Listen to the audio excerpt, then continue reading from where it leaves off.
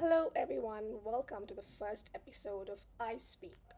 I Speak is a series that will feature people who stammer.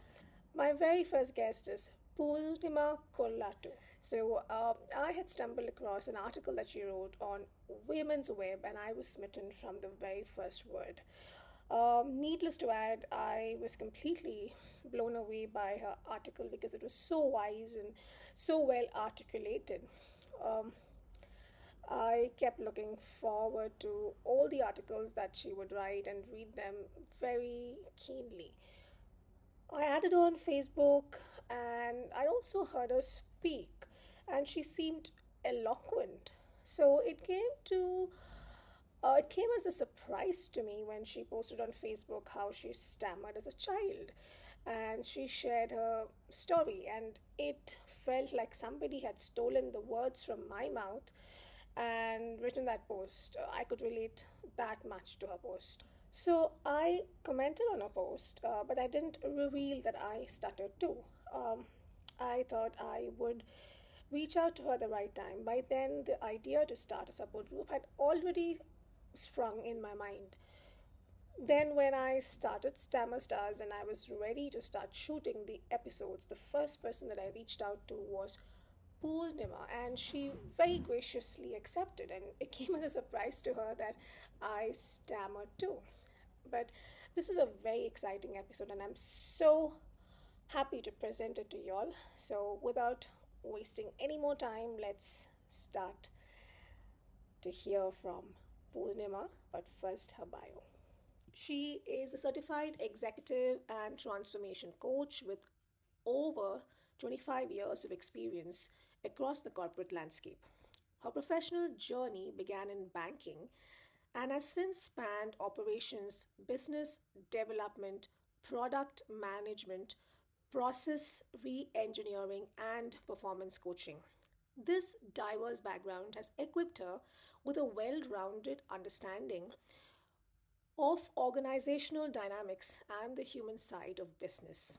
Today, she works with mid career professionals and senior leaders to help them navigate change, unlock their potential, and thrive in complex environments. In addition to coaching, she writes and speaks about leadership development, career transitions, gender equality, all topics that are close to her heart and central to building more equitable workplaces and empowered professionals. Today, she's here to empower people who stammer and those who don't as well. So, let's dive in straight into the interview. Hi, So glad to have you here as my first guest. So, thank you. yeah, Yeah, yeah. So, tell us about your journey. right. I don't remember when it started because I probably was too young. But I don't have a single memory where I have not stammered in the sense that I don't remember a period when I was not stammering and then it started. My earliest memories are when I had to go for school admission. We lived in the north of India, so I went to primary KG in Jamshedpur, and then Kankroli, and then Allahabad. I don't remember in Jamshedpur because I must have been like 3 or 4, so I don't remember. But I was about 6 or 7 in Allahabad, and or probably it was one of the other earlier schools. I remember that my name was my biggest challenge. The P syllable was extremely hard for me. Saying, "What's your name?" My name is Poornima used to be the hardest thing I had to do. And I remember thinking, I don't know why do I have this name? My earliest memory of this was my father telling me, or my mother telling me, don't stammer when you tell your name. That's a core memory of mine. And even at the age of, say, 5 or 6, I realized that was such a futile thing to say because it wasn't something that I was doing intentionally. And much later, I think casually, my mother had told me that one of the schools rejected me because I had a stammer when I went for admission. Yeah, so it's been there. And in my early years, it used to be extremely pronounced. Um, but then I would go through periods. It mostly felt like a little bit cyclical to me. It still is. There would be periods when it would be a lot, and then it would kind of go into remission, as I call it. I haven't really, thought about, which are the periods when it goes into remission, and when is it? Actually, I shouldn't use the word remission because that's for a disease, and stammering is not a disease. But what I mean is, there would be phases when I would speak fluently, and there would be spaces, times when I would speak with a stammer. That's been my earliest core memory. Yeah. So, have you been mocked because of this in school or elsewhere? Um, I think it's impossible for a person with a stammer, especially in India, to not be mocked. Yeah, And I mean, we are talking about the 80s yeah, when there was zero awareness of all this. So I've been mocked all my life. Fortunately, they aren't core memories, but I remember um, there was a boy sitting next to me, I think in sixth or seventh, and we used to have, in class we would have to read aloud for some yeah, reason, and sometimes I would read very well, and then sometimes I wouldn't be able to get a word out. And the boy sitting next to me, imitated me. He did my impression. I remember that was, mortifying because this was like in sixth or seventh. So you're almost 11, 12 years old. And I remember that boy was sent out of class. So that felt I was a little heartened. Um, my teachers never did. They would give me an opportunity to read out loud in class. And sometimes I would be so fluent, like I said, and sometimes not. Um, my relatives didn't mock me, but again, back in the day, there was zero awareness. We treated children like as if they didn't have a brain or a mind or a heart. They just existed. So, for example, when we visited Madras or Mysore from the north, there was an uncle who asked my mother within earshot of me. I'm standing right there, and he asked her if I still stammered. So these are some of my core memories, and I felt very small there because they were talking about me in front of me like I didn't exist. And my mother was defensive, and she said, no, no, no, she doesn't stammer anymore and stuff. So I learned early on that this was something that needed to be hidden. That was my biggest. mm, The way I looked at my stammer was it needs to be hidden. yeah, Nobody should know that I have a stammer. yeah, So my all my effort would be to speak without a stammer, especially if you remember my core memory was in yeah, the school interview, don't stammer while telling your name. So all along my effort was just to conceal my stammer. And the more I concealed it, I think the more pronounced it became. It was never spoken of at home. There was this denial completely. And also, it was like this white elephant that was being hidden every day that let's not talk about her stammer. Let's just pretend like it didn't exist. mm, So that's how it was, and I remember thinking a lot that I just wished this one thing I wouldn't have. I used to read a lot of Amar Chitra Katha, and if you remember, if you read, if you read them, you would know that if you would pray hard, then this God would come and grant you three boons. My first boon was always to say, please take away my stammer. mm, So it was a very, very deep part of me. But there's another interesting thing was that somehow I was, I would, uh, give a lot of debates in school. I would, participate in debates and yeah, elocutions always and win the first prize. So somehow when I went on stage, I wouldn't stammer. yeah, But I would sort of like learn my entire speech and go and speak.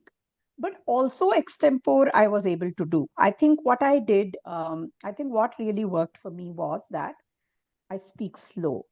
mm, I speak at this space, mm, which is very difficult to do on in your daily, yeah, when you have your daily, talk.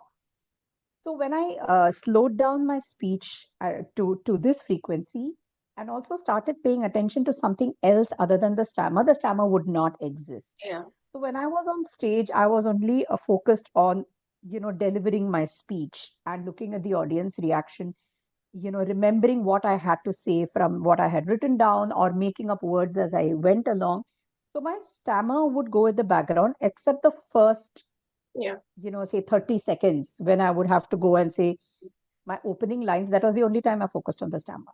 So that really worked for me very well on stage, and it was like it was very strange and unique that on stage I wouldn't stammer, but in my daily life I would. Have the exact same experience because we used to read a lot in class as kids. So that gave me the confidence to go up on stage and speak.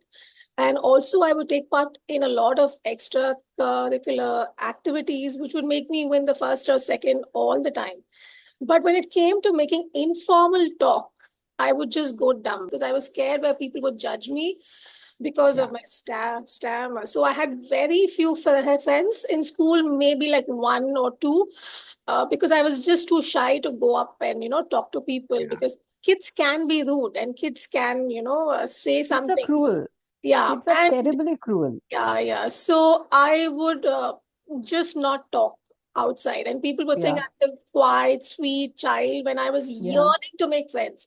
I really wanted to go out, and talk to people, but this one stopped me. I was so ashamed of my stutter that it stopped me Yeah. from going and speaking out and making Yeah. friends. So, So there was a period. Yeah, sorry, you were going to say something. no, no, that's fine.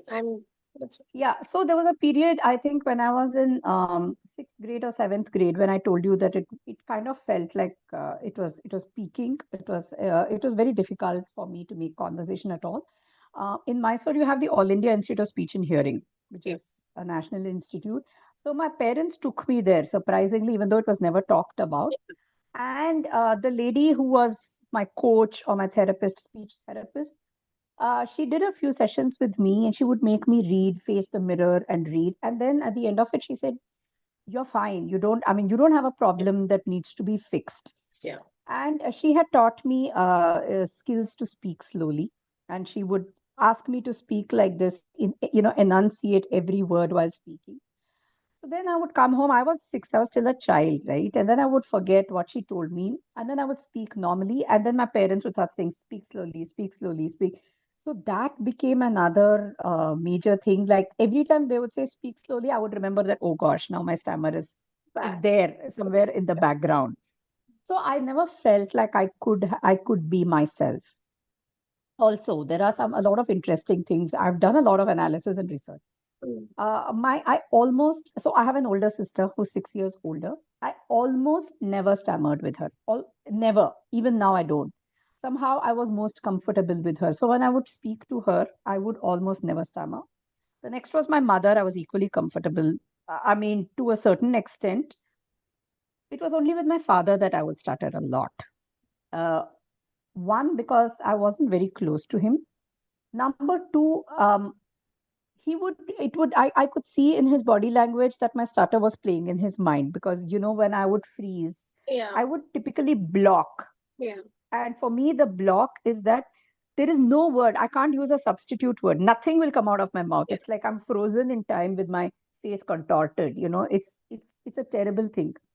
My father would start nodding vigorously as if encouraging me to speak, and that would really make it worse. So my stutter was the worst with people that I'm very, very comfortable with, I don't stutter at all. Yeah. Yeah. So, and it kind of, started receding. My stutter, I almost never stutter now, Yeah. um, except again. So even though the stage thing is true, if you put me in front of a small audience, like a review at work, and I have to present something, then I'm going to stutter, because there are 10 eyes on me, Correct. and that kind of makes me feel like, I think the thought in my mind immediately comes that, okay, now you should not stutter. And the minute that thought kicks in, then it becomes counterproductive. So it's a lot of mental and Yeah. psychological work, I feel, that needs to go into this. And yeah, so so the strangest thing that's happened with me is I would have worked with somebody for 8 months, 9 months, and I wouldn't have stuttered once with them. The minute they're sitting in the review and they Correct. notice me stuttering, their eyes would just widen, saying Yeah. that, "Oh my God, you had this problem." And then a lot of times people would come and say, "I think you got very nervous." Mm. And I would just, yeah, I say, yeah, yeah, yeah. They wouldn't know that I was not nervous. It was just me stuttering. Exactly. So one thing what I have mean, it took me years and years and years to come to this phase that it's okay to be the way you are. It's okay to Yeah, talk the way, I mean, just say what you have to say. And it's okay if you stutter that also. is, Is my goal that, people don't have yeah, these misconceptions about stuttering, that, somebody stuttering because they lack con confidence or they lack self-esteem. It's not that. Like, it's like, as you said, it's like the shame, like how, I mean, though it's not the right and thing, who's but been raped for no fault of theirs, they feel ashamed. I mean, it's not that grave, but at the same time, yeah, it's a not little, your fault. yeah. It's just something that's happened to you. That's, it is a part of you, but it's not your fault, and you don't have to feel ashamed about it. You can just be the way you are. And as you said, stuttering will never go. There will be ups and Yeah, downs in life, yeah. and in the downs of life you are bound to stutter. So I feel it's like someone having squint in their eyes, or someone having a little bit of a limp. Yeah. I don't know, there isn't I'm sure they get mocked and teased too as Yeah. children especially. But I don't know how much of it is shame related, but with stuttering there's a lot of shame, and I It is don't know not spoken anybody. about. It is not spoken about. People just keep Yeah, quiet. but we don't speak about people with a squint also. Yes, But yes. somehow there is there is this whole shame associated with a stutter. I think because fluency in speech is a given. It's Yeah. not, and it's not considered a disability. So there are two things I want to tell you is I never had anybody telling me it's okay to stammer. No. Nobody, because That's like I said, no, I'll tell you, it was always swept under the carpet. mm. Nobody confronted it. Yeah, Nobody spoke about it. yeah, And because I had never grown up with anybody speaking to me about it, I yeah, didn't want to speak about it also yeah, to anybody. yeah, Right. And I was very young. I'm talking about yeah. 14, 15, Correct. 16, when you are, developing friendships. There are boys, all of that. So it was always something, yeah, I mean, let's pretend it doesn't exist. Yeah, yeah, So my friends also would just pretend that it didn't exist. And then I met my partner. I mean, I met, my partner who I then married at the age of 20. And again, I was very comfortable, so I never stuttered. And some at one time in a very vulnerable moment, because you also have to tell everything yeah, about yeah, yourself, I told him I have a stammer. And he was just disbelieving. He said, "No, you don't."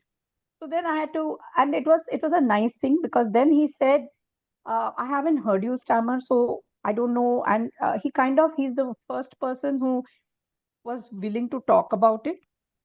And of course, in the course of the next 5 years, I did stammer with him. It's not like I never stammered with him. So, but the fact is, like, he would be like, why do you feel this way? yeah, I know people who stammer. I mean, that's what he said, and they're all okay, and it's really okay. So that's when the shift started happening. But it took me years. It took me decades to kind of accept it, because again, it was a very core memory to hide my stammer. yeah, yeah, The yeah. whole thing is about hiding. For me, it was the worst thing was about having to hide it. Yeah, So, yeah. And the other thing that I noticed, how important representation is. I hadn't met a single girl who stammered. I had a lot of friends. I had moved cities. There is no girl I knew who correct. stammered. I had met boys who stammered. A Mm. lot of children, if you notice, of the male gender, do stammer. My son's friends, four or five of them had a stammer. I was very surprised to know there are so many kids who Yeah. stammer. Mm. Mm. Some of them do outgrow it if it's Yeah, like a childhood way yeah. of speaking. I hadn't met a single girl who stammered ever. And I felt very lonely, because I felt like, why did this have to happen only to me? I mean, I'm not even a boy. Mm. Then I met somebody online. I'm sure you know her. I don't want to take her name. This is a common friend of ours. Maybe I'll tell you after the podcast is over. Where we met online, and she has had a stammer. And this was, 5, 6 years ago. And she sent me a voice note, and it was very subtle. And the first thing I did was play it to my husband and tell him, see, she has a stammer. He said, no, she doesn't have a stammer. And then I spoke to her, and she said, yes, I have a stammer. So there are only two women I know who have a stammer other than me. One is that a friend, and the other is you. there is no representation at all. And somehow I would want you to think and tell me whether you know too many women who stammer. That's why I kind of wanted to start this group, because I feel a lot of people who stuttered don't speak. They are ashamed, they just hide, and Yeah, especially girls, especially, you know how it is in our yeah, yeah, country. I think girls, we don't hear as many girls who stutter. It's because they're depressed. They don't feel yeah. Maybe they don't confident have a to let voice. their Yeah, voices be heard. I mean, people who don't yeah, stutter also find it so tough to air their voice, to speak their yeah, mind. And if you stutter, it's going to be worse. What you said is right. I yeah. think for the first time I heard somebody, a woman who stuttered, was at a award function where I went. One of the guests who had come up on stage, and she was one of the people who had to speak. And she stuttered so much, and she didn't even care about it. Like, she took her Lovely. space. She took her space. Her body Yeah, language was like, one with pride. Like, she stood tall. Not that she was very tall, not that she looked like a model. She was short, she was pudgy. And but she stood tall, she took up space, and she started, and she didn't give a damn. And yeah, I was so inspired. I was like, I want to be like her. I mean, I yeah, don't stutter that much, but yeah. she just took her space. She owned her space and she spoke, and nobody wins because she completely accepted. In the only one time I've Yeah, seen a exactly. woman who stutters and is comfortable about it. Yeah. So, since I don't occupy the stage like I used to in school and all anymore, I do have a little bit of reservation for about public speaking. Now in the sense in the last few years, but I was invited as a speaker on a YouTube talk show by a certain organization a few years ago, and my first thought was, now what do I do? Okay, so I thought about it, and I decided that, you know what, I'm going to be transparent. Instead of people starting, so, I might be able to start off well, and then somewhere down the line, I might stutter, and then Yeah. people are going to wonder, is she, is there even a connectivity issue? Because that's what is happening online and all. So I just started off saying, I have a stammer, so please bear with me if I take a few seconds extra to enunciate what I want. And that took off, the pressure from me. So now people are going to be aware. The audience Yeah. is going to know that this woman is going to talk, and she will probably stutter. She will probably not stutter, but either way, Mm. she's made it clear. So that's what I've decided I'm going to do. If I'm going to be asked to give speeches anywhere, I'm going to start off by saying that, hey, you know what, I have a stammer, and I request you to bear with me. That's it. And once you take people on your side, na, it's not as if Yeah. this is something. I mean, the minute you say something like this, the entire audience will be on your side. Yeah. So you are actually enlisting their support, and like I said, the whole thing is a mind game. If you get Yeah. I get blocked, there's nothing I can do except go through that uncomfortable, excruciating 7 seconds, Yeah. 5 seconds, 7 seconds of that it goes like that. So Yeah. it's embarrassing whether you like it or not. You It just is. It every is incident still makes one feel embarrassed. very So the much. other thing I wanted to tell you is, like, I realized that there was no community for stammering, and sorry, I will have to refer my phone. I joined an international community for Okay. stammering. I wanted to. I'm opening this just to tell you the Yeah. name because the exact name is what I have forgotten. That's It's really helpful. it's. Sorry, are you there in it? Oh shit, it's not coming up. Women who stammer. Oh, yeah. Yeah. Yeah. Yeah. I've heard Okay, about it. WWS. Yeah, Women Who Stammer. I'm a part of that group, and I think it's an amazing group, especially like we said, there's no representation Yeah. of women in Our uh, country. in our visible world, Yeah. you know.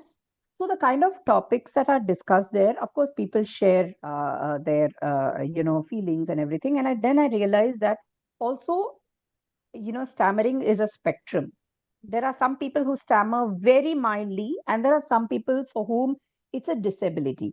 By It's the way, stammering is considered a disability in America. Yeah, yes. you can claim disability benefits if you have a stammer. For example, if your stammering is severe enough where you can't have a phone conversation, then you can claim disability rights, disability pay, all of that is there. So these are things that we didn't know about, right? That that there are some people who stammer very mildly and some who stammer so much that they cannot even speak Yeah. about it. And I'm from that group, I learned that um, the right way to speak about it is to call it fluency. Yeah. Some people are less fluent and some people are more fluent. That's Mm. it. That's it. So I'm less fluent, you are less fluent. Yeah. Our partners or our family members are just more fluent. How does that make a big difference? Yeah. The whole word itself has got such a stigma. Mm. And I spoke up about it. I think I made a Facebook post, and Yeah, the yeah. kind of I received so much, not just support, I received people, I mean, people DM'd me asking for what they can do. There was a mother who said, I have a 7-year-old and I'm so worried. And I was just like, why are you worried? He's 7 years old. What about it is so worrying for you? And she was like, how will he work? How will he get married? How will he do this? How will he do that? All those thoughts were going on in my mind, right? And possibly in my parents' mind. But in 2024 or 2023, that's not something that you should really be focused on. You should be focusing on making your child confident Yeah. and telling him that, hey, it's totally okay to be less fluent than your friends. Take your time. If you are feeling embarrassed or feeling a little uncomfortable, tell people upfront, you know what, I have a stammer. Yes, yes.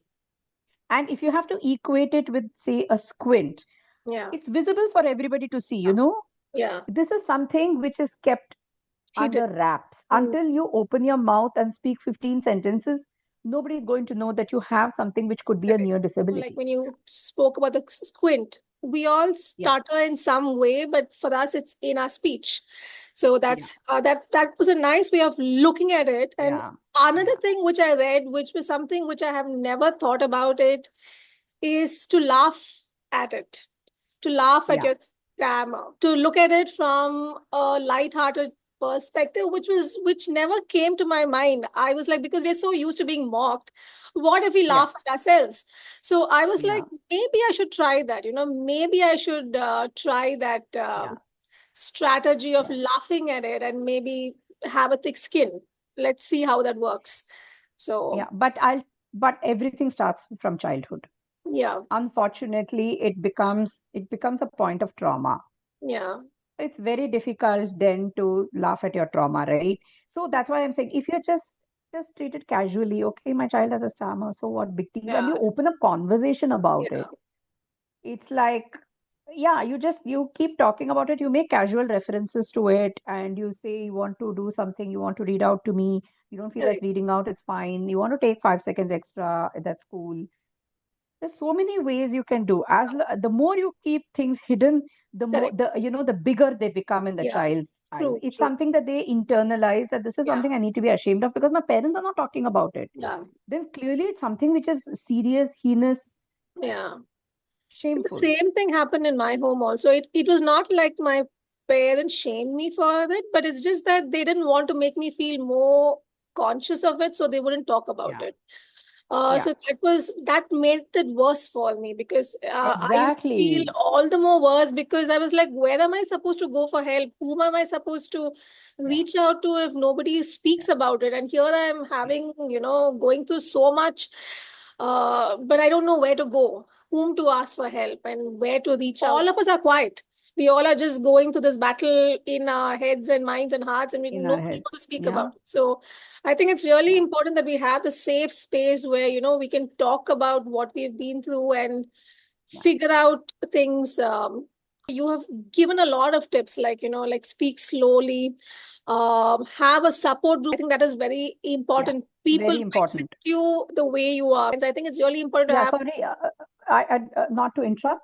More than a support group, please cut out anybody from your life who, Correct,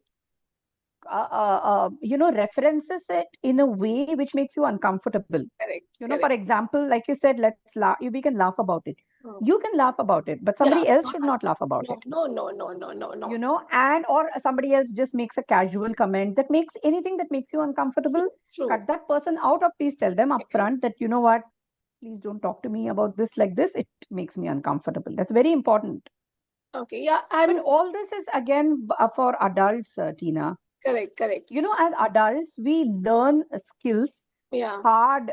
We work very hard to learn these skills. But yeah. my empathy and my Kid. sense of accountability and responsibilities towards children, because mostly I don't know the stats. I think I think stutter really starts off in your childhood. Yeah, yeah, yeah. I don't know of anybody who started stuttering at the age of 25.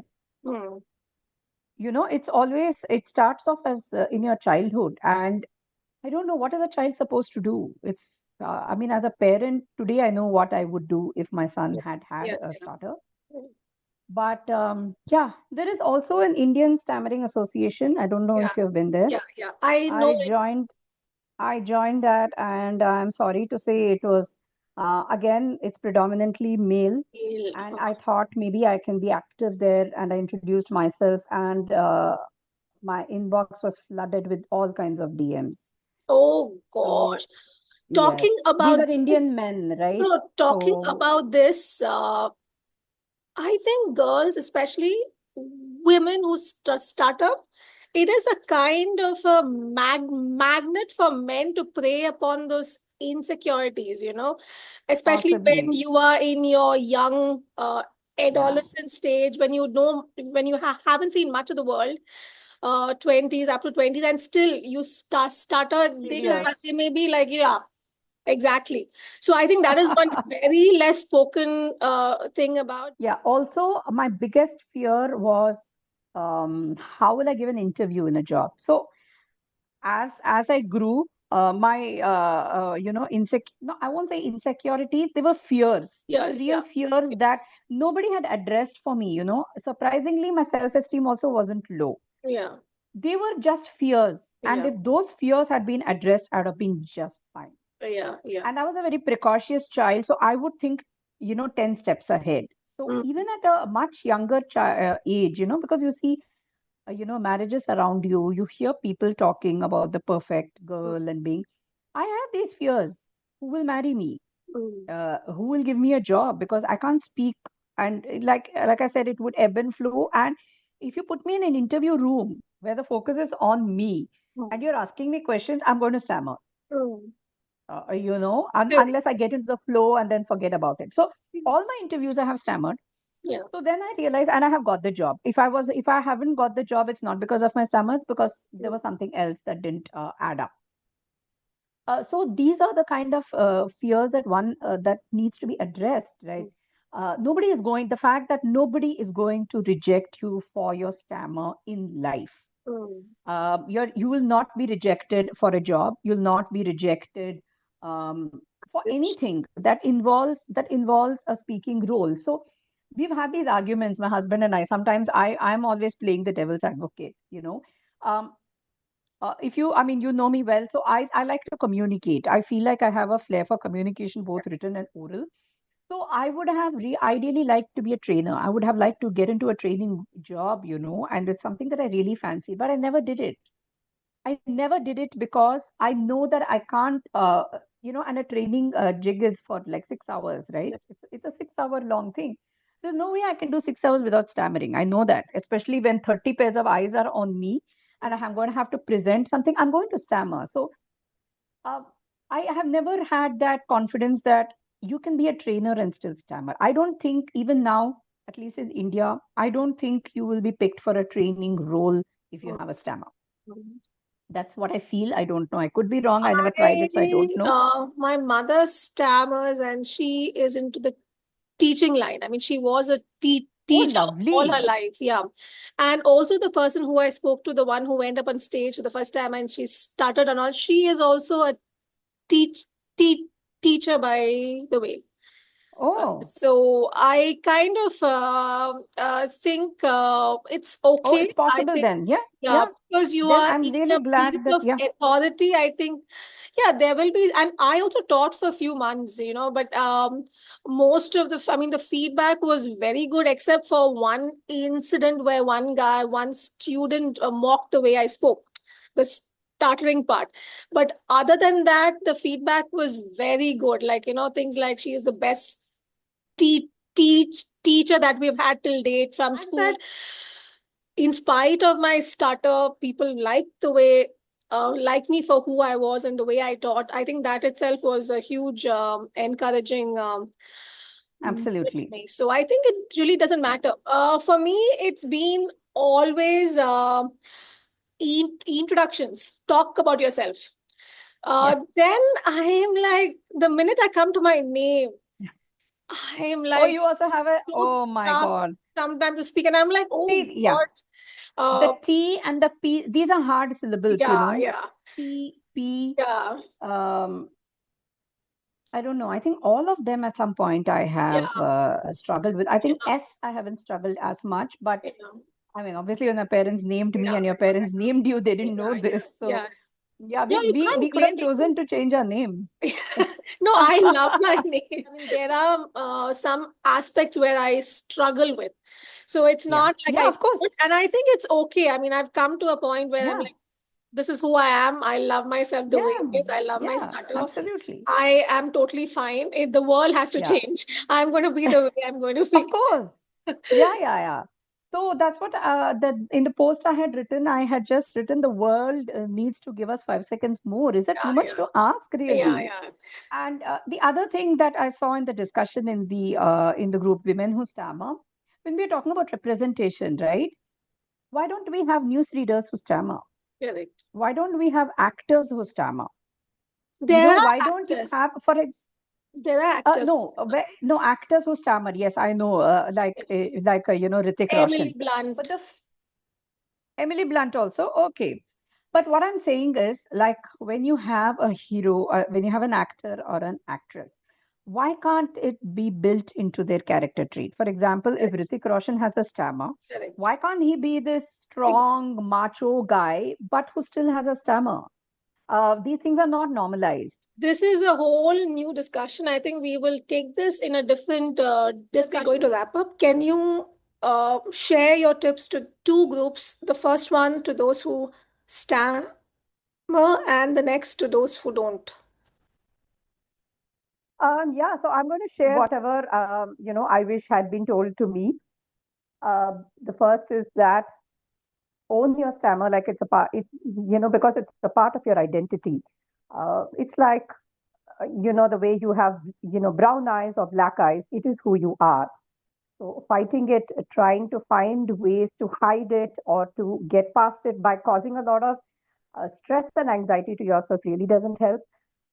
You will be surprised at how supportive the world is once you wear it on your sleeve and you're pretty open about it. Uh, so just be okay with it, and it's really fine because it is who you are. If you are concerned about addressing a group of people, a large group of people, public speaking, and trust me, none of that is off limits. Everything is open to a person. Everything is available and open to a person with a stammer. There is nothing that you know, a person with a stammer cannot go on stage or should not be in a speaking job. All of it is okay. But if you are concerned about how the audience is going to receive your speech, then stating it up front is always helpful. Saying, hey, you know what, I have a stammer, so please bear with me if I take a couple of minutes extra while I finish my sentences, so that the audience is also aware and they don't mistakenly attribute it to anxiety or nervousness. So completely be okay with it. And if you do want to make some progress in it, you know, consulting a speech therapist, working on your speech through exercises that a speech therapist would suggest, all of that is fine too. And to the group who does not have a stammer, I would just say be kind, right? It's again a part of the personality of the person, just like it is a part of, you know, like something else is a part of you. There is nothing remotely funny or mocking to be made fun of about a stammer. And if you're a person who finds, you know, a stammer funny, then please do think about why that is so and find out the reason why you would think anything, you know, a physical feature, you know, makes you laugh. So that's very important. Um, give up the, you know, the person with a stammer a little extra time to speak. It's completely okay if they take longer than you to get their thoughts out. Do not push them by suggesting words or helping them. Don't be extremely benevolent, you know, where the person with the stammer starts feeling very uncomfortable and embarrassed. and don't show your annoyance or irritation. It's okay. I mean, we're all different, and that stammer is a part of who they are. That's all. Just be kind and empathetic and patient. Mm. Thank you, Tina, for inviting me. It's an honor to be on your podcast as a first guest. Uh, Thank you really for that. It's absolutely commendable that you've started this podcast about stammer, especially in the Indian context. We don't have too many avenues to speak about it. It's a topic that's almost taboo and kept hidden, causing a huge amount of embarrassment to those who stammer. So kudos to you for opening up the doors on the topic, normalizing it and making it comfortable. That, and I'm really honored to be here. Thank you so much. Poornima, and good day. Bye bye. Until next. Bye bye. Yeah. Thank you. Bye. Bye.